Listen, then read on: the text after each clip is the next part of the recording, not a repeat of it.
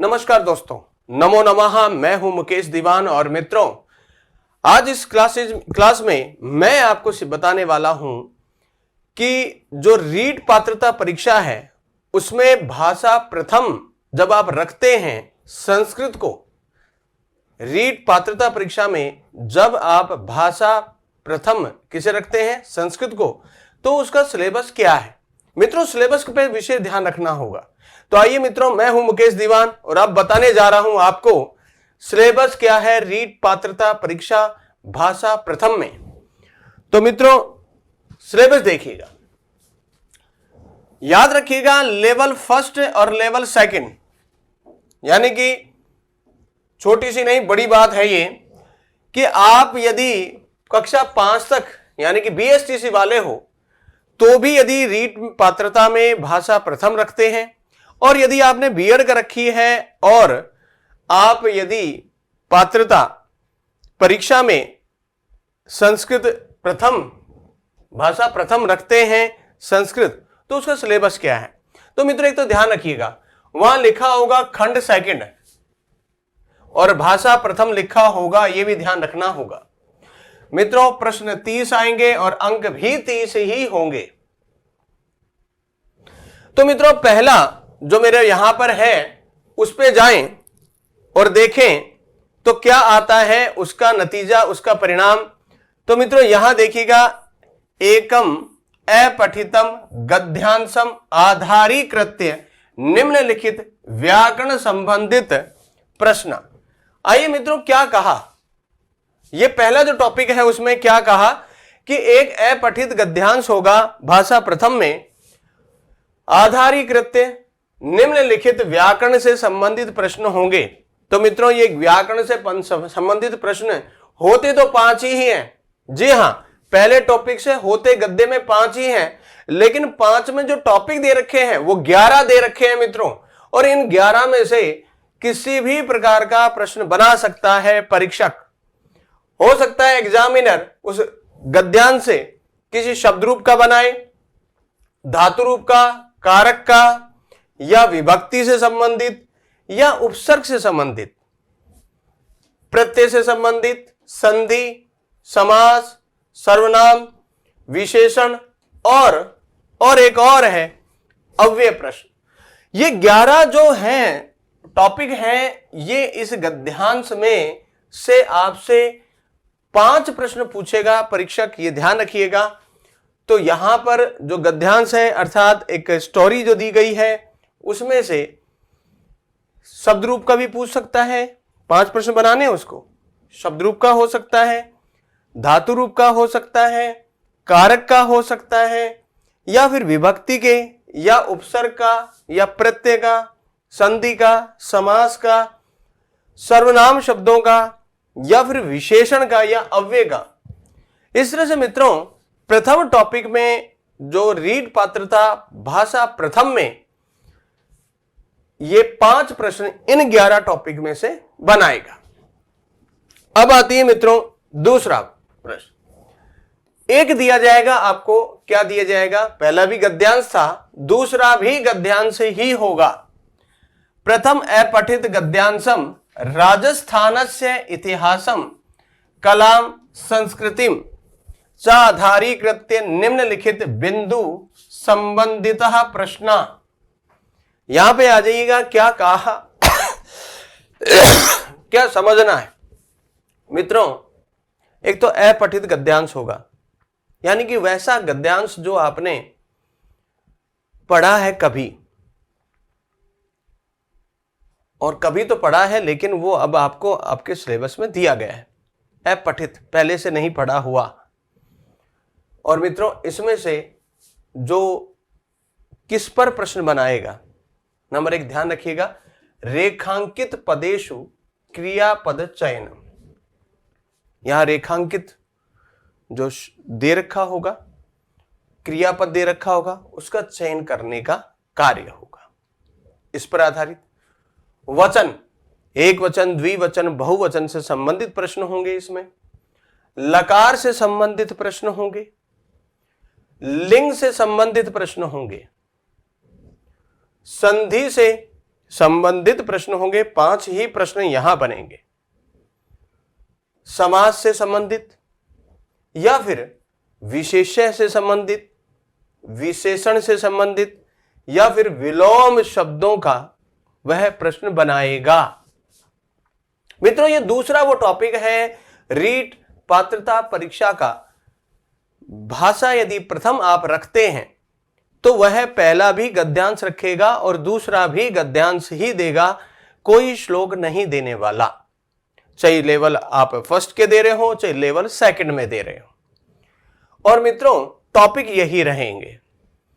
फिर से देखिएगा, यहां रेखांकित क्रियापद का चयन करना होगा। उसमें एक प्रश्न यहां से हो सकता है या फिर वचनों से हो सकता है, 10 लकारों से हो सकता है, 3 लिंगों से हो सकता है, 5 संधियों से हो सकता है और 5 जो है समास से हो सकता है, विशेष्य से हो सकता है, विशेषण से हो सकता है या फिर विलोम शब्दों से बना कोई प्रश्न होगा।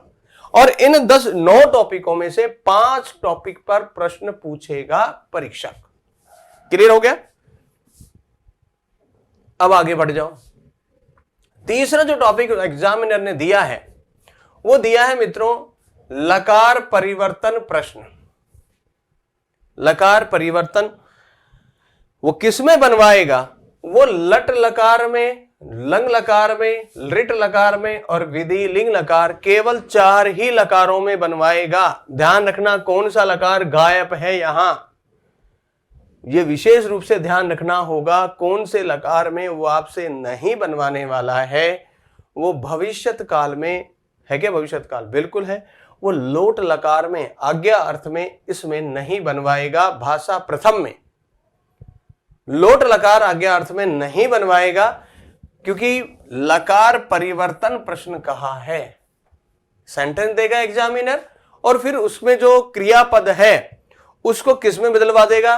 यदि वो भूतकाल का दे रहा है तो वर्तमान काल में क्रिया लगानी होगी, यदि वर्तमान काल का है तो भूतकाल में, और यदि भूतकाल का है तो भविष्यत काल में, और भविष्यत काल का है तो वो विधि लिंग चाहिए अर्थ में बनवा सकता है।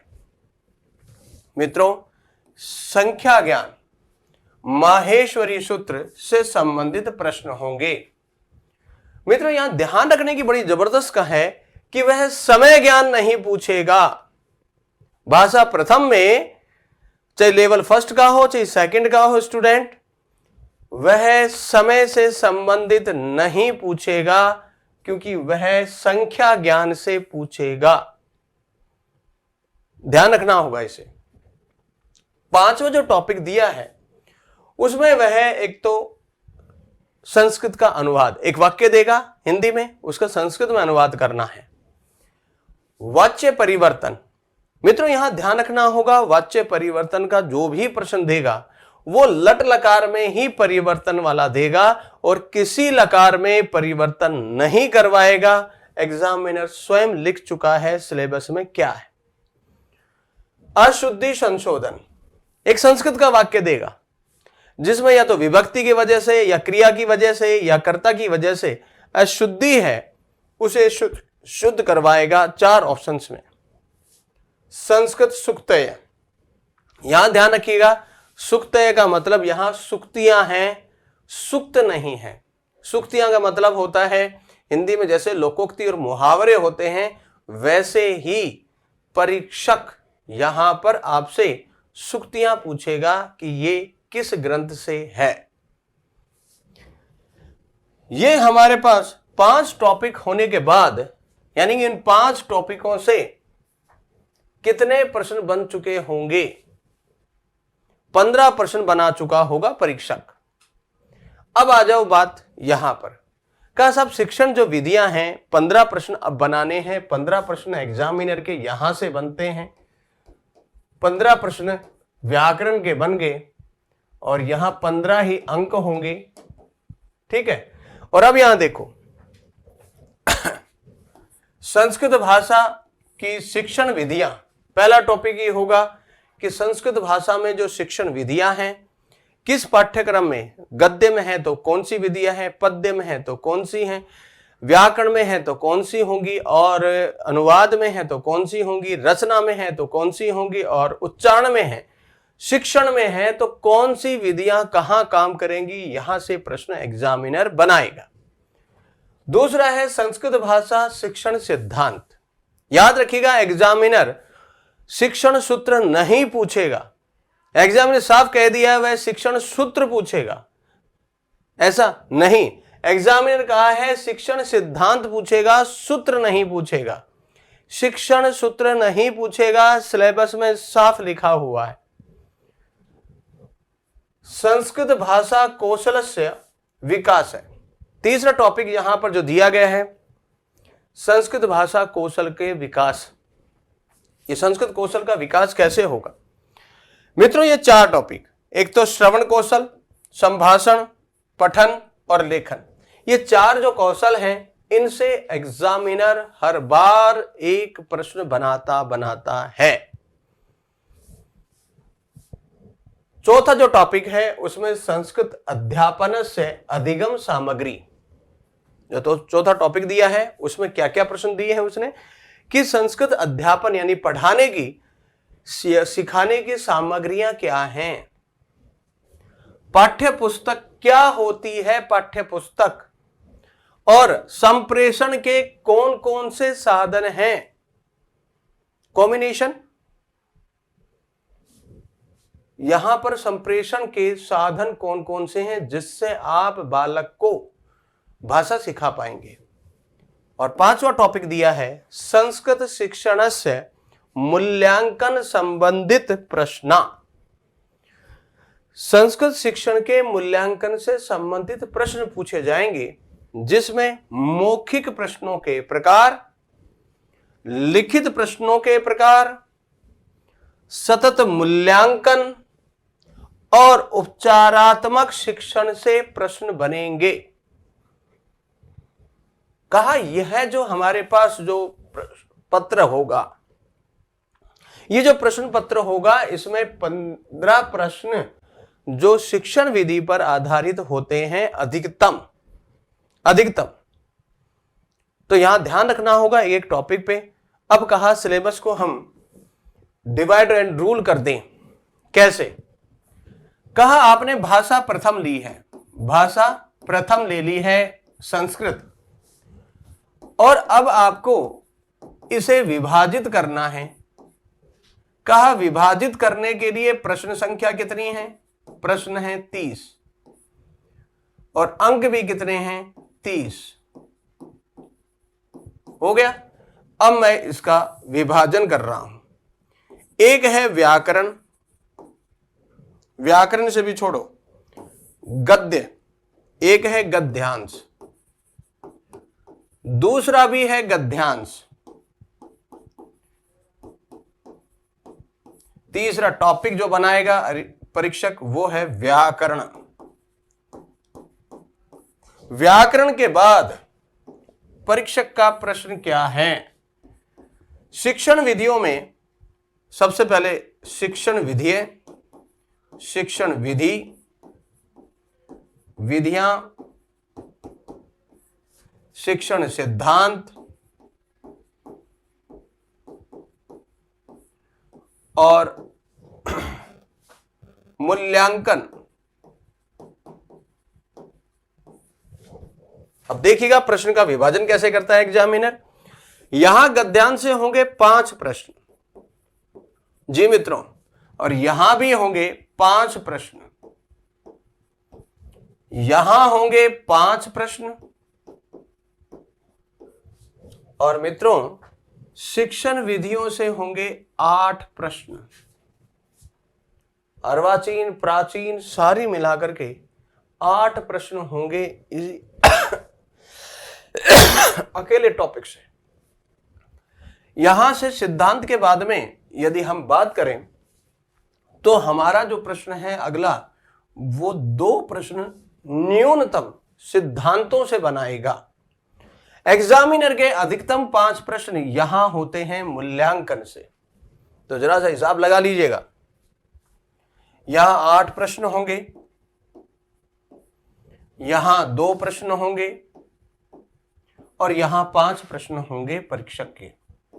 संस्कृत इतनी भी सरल नहीं है, संस्कृत इतनी भी सरल नहीं है कि जो आया वो देकर के मास्टर बन जाए, कि 4 दिन पढ़ा और संस्कृत में मास्टर बन जाए, ये अब पॉसिबल नहीं है ना जी ना।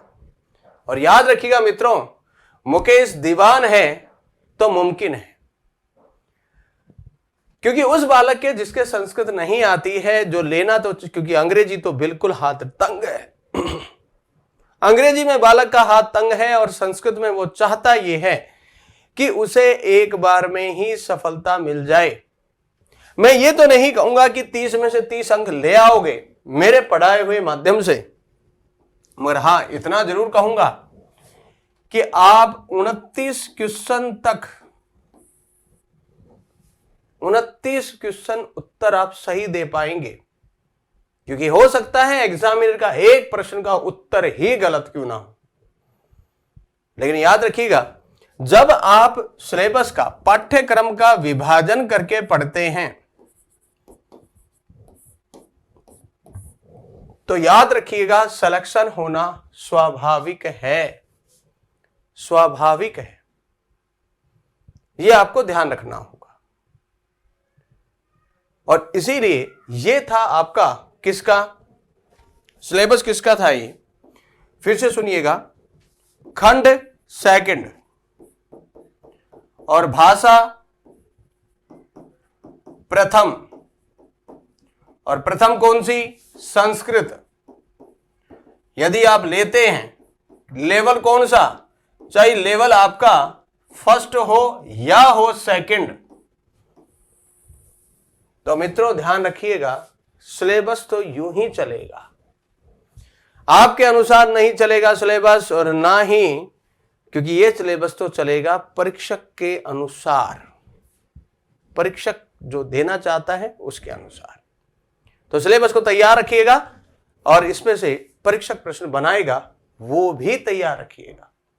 मैं करवाऊंगा तैयारी इसमें आपके टेस्ट सीरीज के साथ और सिलेबस टॉपिक वाइज के साथ, कि हर हालत में आपके प्रश्न सही कम से कम, न्यूनतम, मेरा ये न्यूनतम ही होता है, हाँ 29 क्वेश्चन मेरा न्यूनतम होता है, कम से कम 29 क्वेश्चन रीट पात्रता में वो क्लियर करके आए, चाहे उसने भूतकाल में संस्कृत पढ़ी हो बड़े ढंग से या ना पढ़ी हो।